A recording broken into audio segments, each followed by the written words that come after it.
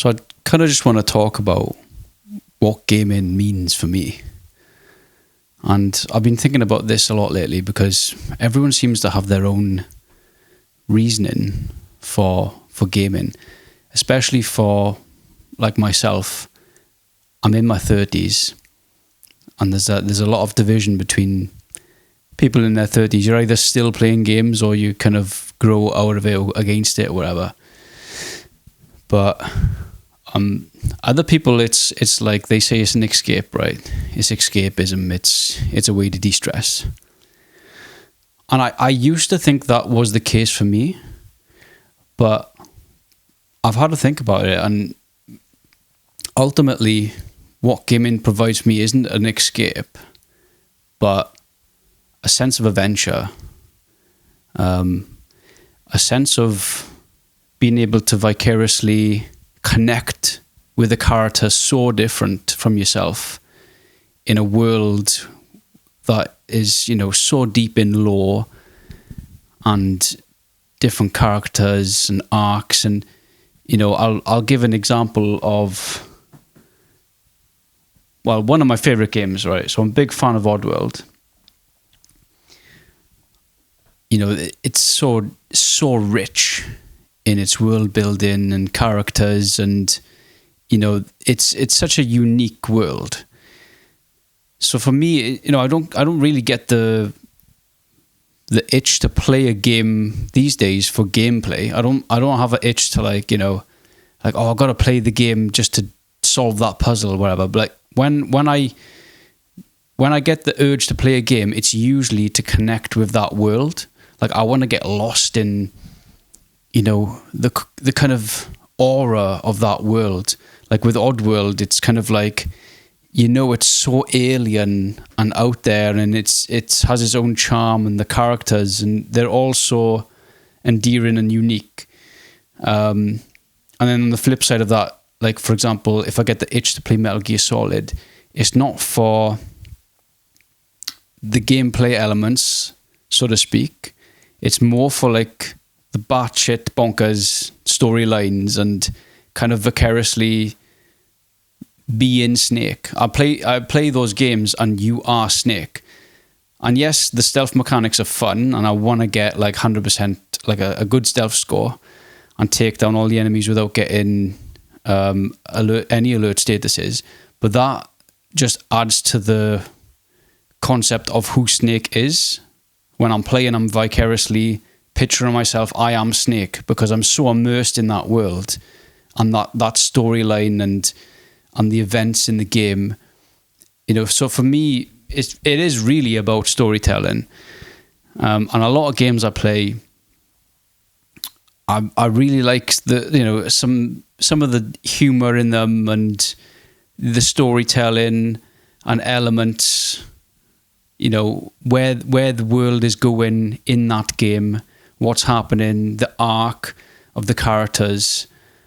And I never really pictured myself as someone who's that connected to storyline elements, but I've noticed in recent years that I definitely play for that. Like role players has definitely taken a big interest for me in my 30s. And when I was younger, I'd come back from, I'd give an example, right? I'd come back from school, right? And this is when like Grand Theft Auto was huge. And when you're a teenager, you just got all this like built up frustration. You got a lot of energy, right? And I remember coming back from school and I was just driving around for hours on end. And then you'd put the cheats in, well, I would, and go on like a rampage and just like, yeah, it sounds quite bad, but it just like a 2-hour rampage of just killing people and then mucking about doing stunts in the car. It's just an outlet, right? And then Call of Duty became popular, like Modern Warfare 4 came out. And for me, that was addictive because it was like the actual gameplay then was really addictive. Like you get your kill count, kill death ratio was way up there. Modern Warfare 4, I remember I was like at least at the top 3 at the end of the game. and I'd strive for that. And that was an addiction. That was my first taste of like competitive gaming, so to speak. And that I was playing to win then, but I'm a bit older now. My reactions aren't as good. I don't have the time to invest into like competitive gaming. It doesn't interest me as much. I do like to scratch the itch now and then and play some FPS games. So when I'm over a friend's house, maybe we'll play like Call of Duty Deathmatch, or maybe even some Unreal Tournament. But these days, I play a lot of role-playing games, and I've gone back actually, and I've revisited a lot of PlayStation 1 games because they're so rich in their world building and characters, and everything is so unique. So I'm currently playing Final Fantasy 9 on the Steam Deck, which is brilliant because I can just basically pick it up whenever. I don't even have to load the game. Like, the game's instantly loaded because it just switched the deck on and off. So, yeah. I mean, there's people out there that are like hard against video games. They think it's like, you know, you get into video games and, you know, you become a loser or or whatever else. And it reminds me of a conversation I had recently where that was the sentiment essentially. And I basically said that, you know, you can get addicted to anything. You can be, you know, it's all about your personality. You can be addicted to like gambling games or alcohol, or, you know, you could be addicted to like pulling your hair out. I don't know. Like, there's so many examples, right? There's all sort of weird addictions you could have. So it just boils down to what it personally does for you. But yeah, it's really nice actually that I've found something that that's connected me back to gaming so strongly. Because when I was in my 20s, I really didn't have a lot of time for games at all. And the way it was going, everything was like subscription based, and I just didn't have the time to keep that ball rolling with a lot of these games. But being in my 30s now, being able to just like switch off and do my own thing, like I go back and play these old games, I'm just having an absolute blast. Like I can load up a game that's offline, just play through, and just sit to myself, like, you know, and really enjoy what I'm doing and have a good few laughs out of it as well. Like, you know, I haven't lost my sense of enjoyment and playfulness. You know, it really does remind me of how things were back in the 90s when I was growing up playing PlayStation 1 and, you know, just having a good time. And I think that a lot of people are perhaps starting to like refigure that out, like what gaming was. So there's like a nostalgic element there, but it's a good nostalgia because it kind of brings you back and connects you back to something that was really special. So yeah, it's been nice for me. I think I feel like I'm myself, you know, playing my own games and doing my own thing. That's really nice to me.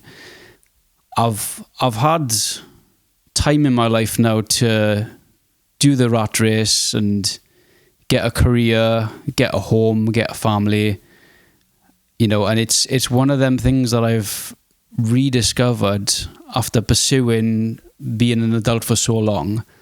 That's actually like quite charming because, you know, it's always been there, and it just feels so familiar to come back to and be able to just enjoy something that's going to be a constant, you know. And I still got many hobbies, you know. I still read, I still make stuff, I still got. I'm an outdoorsy person. Like I spend a lot of time outdoors, but there's a nice balance in my life. Like I've re-established a nice balance where I have that outdoors time. I have a small bit of time to play games in my free time if I wish. I don't have to play video games, but it is actually something I really enjoy. So there's a huge, exciting backlog that I've got of many RPGs, and there's a lot of projects in the pipeline. I don't want to give a lot away, but I've got a lot of content and a lot of games to play on different systems that's upcoming. So I try to contain my excitement with some of them. So there's all sort of like retro systems, modern systems, handhelds, PCs, XYZ. So, and there's a lot of specific games that I want to be playing on the real hardware.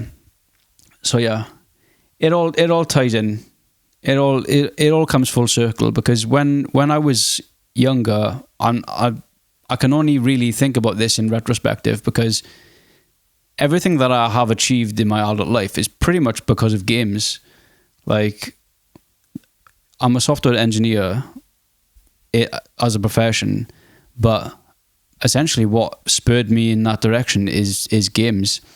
I enjoy the art of it as well. So I've done a bit of art in the past. I've made my own game engine. So there's a lot there that games have done for me, and I'm basically just like rediscovering that, which is quite beautiful. So yeah, this is my little rant, and I guess some other people may have come to the same conclusions as I have. Who knows? So I'd love to know other people's reasons for gaming, especially if you're kind of in my age bracket. If you're in your 30s, maybe a bit older as well, I'd love to know what keeps you playing games. Are you still like following the latest trends? Are you playing like old school, like proper old school, like Amiga, Sega, or you were like kind of like a PlayStation era? I'd love to know other people's kind of views on this. But for me, I just feel super happy that I have my own little kind of nerdy like pocket of gaming that I love. It keeps me entertained. So yeah, that's all I have to say about that.